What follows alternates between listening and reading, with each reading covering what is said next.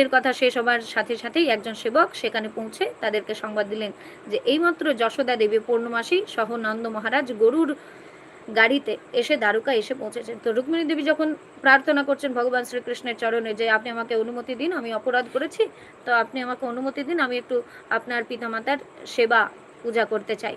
এমন সময় রুক্মিণী দেবী যখন কথাটা শেষ করছেন, শেষ না হতে হতেই একজন সেবক সেখানে এসে একটা সংবাদ দিলেন। কি দিলেন সংবাদ?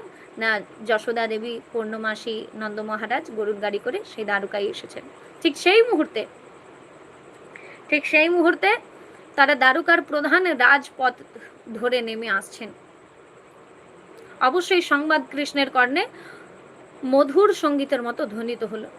সেই দূত যখন এসে বলে দিলেন, সেবক যখন বলে দিলেন যে মহারাজ নন্দ যশোদা পূর্ণমাসী এসেছেন, তো কথাটা শুনে ভগবান খুব খুশি হলেন। প্রণব আনন্দ উচ্ছ্বাসে উদ্ভাসিত হয়ে তিনি মধুমঙ্গলকে বলেন,